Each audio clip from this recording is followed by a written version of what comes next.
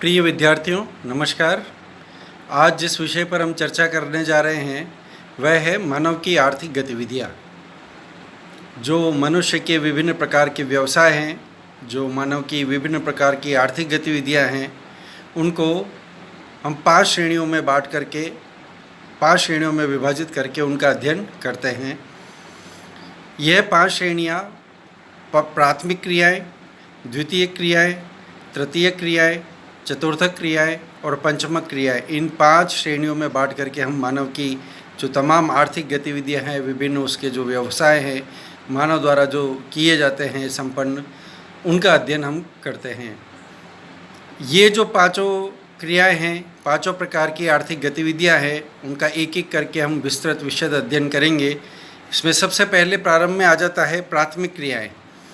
प्राथमिक क्रियाओं से तात्पर्य भूमि से संबंधित जो गतिविधियां हैं वह प्राथमिक क्रियाओं के अंतर्गत आती है। कृषि कार्य करना, खनन करना, पशुचारण करना, वनोपज एकत्रित करना, लकड़ी काटना, इस प्रकार की जो गतिविधियां हैं वो प्राथमिक क्रियाओं के अंतर्गत आती हैं।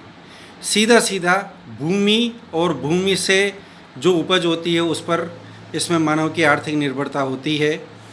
तो इसमें मोटे तौर पर सबसे प्रमुख आ जाता है कृषि कार्य करना। विभिन्न प्रकार के जो खेती है वह खेती से संबंधित कार्य इसके अंतर्गत आते हैं। दूसरा पशुचारण। तीसरा वनोपज, वनों से जो उपज प्राप्त होती है वो इकट्ठी करना। इसी प्रकार से खनन जो गतिविधि है वो भी इसके अंतर्गत आती है। ये गतिविधियाँ इसी प्रकार से आखेट, ये गतिविधियाँ प्राथमिक क्रियाओं के अंतर्गत आती है। इनके अंदर भी कुछ फिर श्रेणी कर दी गई।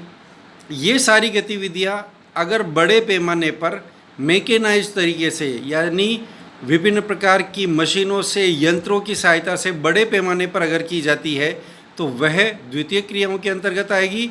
और अगर ये बहुत पुराने जो परंपरागत तरीके हैं उनसे अगर ये क्रिया की जाती है तो वह प्राथमिक क्रियाओं के अंतर्गत आएगी। जैसे उदाहरण के लिए मछली पालन, नौकाओं के सहारे बहुत छोटे छोटे ग्रुप, छोटे छोटे समूह बनाकर बहुत छोटे रूप में अगर मछली पालन हो रहा है तो वह प्राथमिक क्रियाओं के अंतर्गत आएगा।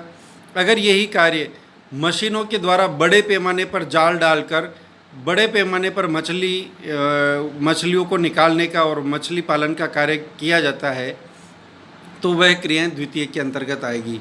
कृषि कार्य अगर मैकेनाइज्ड है, मशीनीकृत है, तो वह द्वितीय क्रियाओं के अंतर्गत आएगा। जबकि पुराने परंपरागत तरीक़ों से अगर ये कृषि कार्य किया जाता है तो वो प्राथमिक कृषि के अंतर्गत आएगा। तो इस प्रकार से आदिम कृषि, पुराने परंपरागत तरीके से पशु पालन, विभिन्न प्रकार के पशुचारण, इसी प्रकार से खनन कार्य जो छोटे स्तर पर पहले किया जाता था वह प्राथमिक क्रियाओं के अंतर्गत आएगा।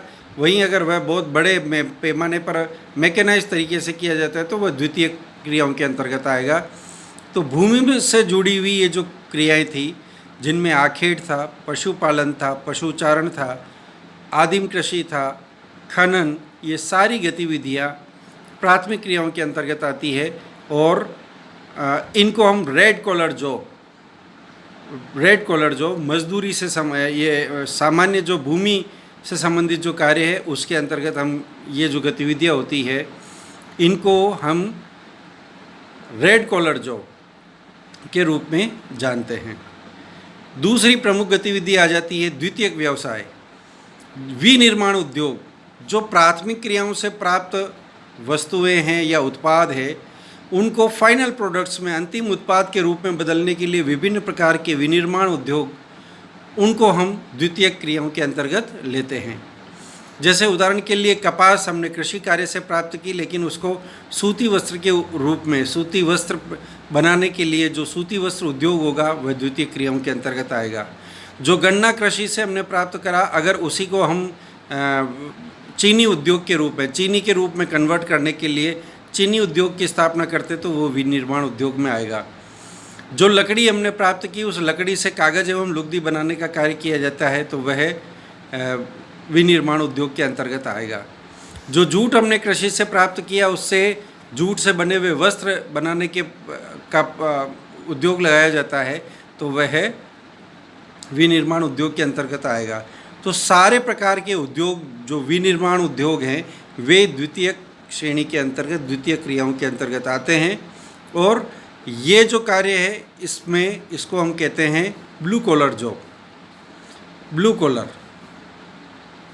तीसरी प्रमुख गतिविधि आ जाती है तृतीय क्रियाएं, टर्शरी जो एक्टिविटीज़ है। टर्शरी एक्टिविटीज़ के अंदर जो विनिर्माण उद्योग से परिणाम स्वरूप हमने जो विभिन्न प्रकार के उत्पाद प्राप्त किए, उनका निर्माण हो गया, पर उनको मार्केट तक, बाजार तक और उपभोक्ता तक पहुंचाने के लिए जो कार्य किया जाता है तो परिवहन और संचार, परिवहन, व्यापार, वाणिज्य, संचार, परिवहन के द्वारा उनको उपभोक्ताओं तक पहुंचाया जाना, साथ ही उनका फिर व्यापार स्थानीय स्तर पर जब वह मार्केट में पहुंच जाता है तो होलसेलर के पास जाएगा, होलसेलर से फिर रिटेलर के पास जाएगा।